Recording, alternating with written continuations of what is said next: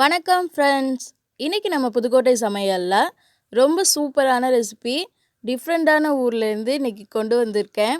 என்னன்னு பார்த்தீங்கன்னா Korean recipe cabbage pancake. எப்படி பண்ணுறதுன்னு பார்க்கலாம். ரொம்ப ஹெல்த்தியான டிஷ்ஷு. இதை கண்டிப்பாக ட்ரை பண்ணி பாருங்கள்.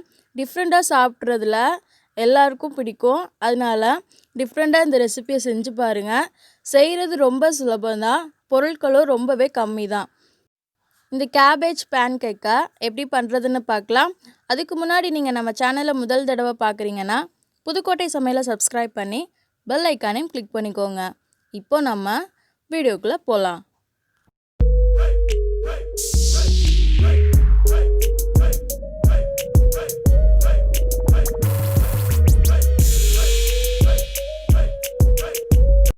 இந்த கொரியன் ரெசிபியான கேபேஜ் பேன்கேக் பண்ணுறதுக்கு தேவையான பொருட்கள் என்னென்னு பார்த்துடலாம்.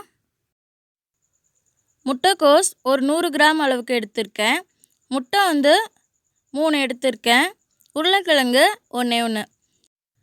முட்டைக்கோஸை நீளமாக பொடியாக நறுக்கி வச்சுக்கோங்க. உருளைக்கிழங்கு நம்ம கேரட் சீவுவோம்ல, அதில் வச்சு சீவி வச்சுக்கோங்க. உப்பு தேவையான அளவு எடுத்து வச்சுக்கோங்க. மிளகுத்தூள் ஒரு 1/4 டீஸ்பூன் அளவுக்கு தேவைப்படும். இப்போ ஒரு பாத்திரத்தில் 3 முட்டை உடச்சி ஊற்றியிருக்கேன்.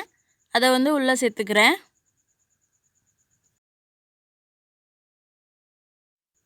அடுத்து உருளைக்கிழங்கு நல்லா சீவி வச்சுருக்கேன், அதையும் உள்ளே சேர்த்துக்கிறேன்.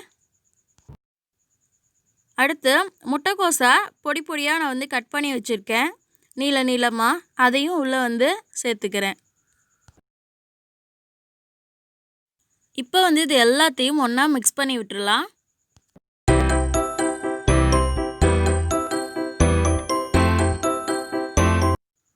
இப்போ உப்பு தேவையான அளவு சேர்த்துக்கோங்க.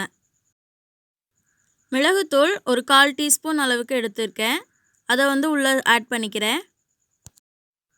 இது எல்லாத்தையும் ஒரு டைம் கலந்து விட்டுறலாம். இப்போ அடுப்பில் ஒரு பேன் வச்சுருக்கேன். அதில் ஒரு 1 டேபிள் ஸ்பூன் அளவுக்கு ஆயில் சேர்த்துக்கிறேன்.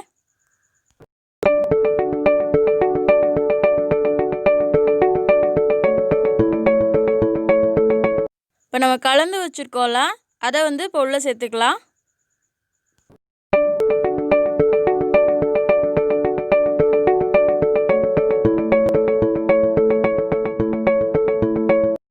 இப்போ இது எல்லாத்தையும் ஒரு ஸ்பூன் வச்சு அப்படியே சமப்படுத்தி விட்டுடுங்க.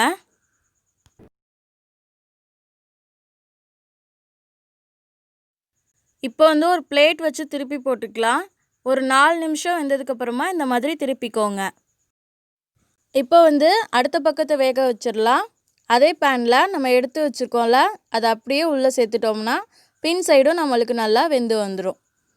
ரொம்ப சிம்பிளாக இந்த மாதிரி திருப்பி போட்டுக்கோங்க. பெரிய பிளேட் இருந்துச்சுன்னா அதில் போட்டு திருப்பி போட்டிங்கன்னா உங்களுக்கு நல்லா வரும். இப்போ இந்த சைடும் நல்லா வெந்துடுச்சு. இப்போ இதை ஒரு பிளேட்டுக்கு மாற்றிக்கலாம்.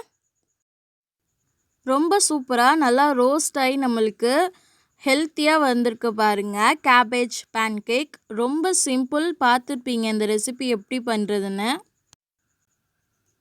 இப்போ நம்ம பீஸ் போட்டுக்கலாம்.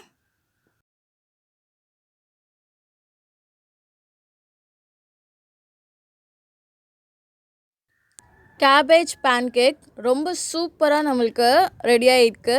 செம்மையாக இருக்குது பார்க்குறதுக்கே. இந்த ரெசிபிக்கு நீங்கள் மயோனைஸ் இல்லாட்டினா கெச்சப் இருந்துச்சுன்னா அதை வச்சு சாப்பிட்டீங்கன்னா ரொம்ப சூப்பராக இருக்கும். கண்டிப்பாக இந்த ரெசிபியை ட்ரை பண்ணி பாருங்கள். உங்கள் ஃப்ரெண்ட்ஸுக்கும் மறக்காமல் இந்த வீடியோவை ஷேர் பண்ணிக்கோங்க. புதுக்கோட்டை சமையலை நீங்கள் முதல் தடவை பார்க்குறீங்கன்னா சப்ஸ்கிரைப் பண்ணி பெல் ஐக்கானையும் கிளிக் பண்ணிக்கோங்க. Thanks for watching. Bye.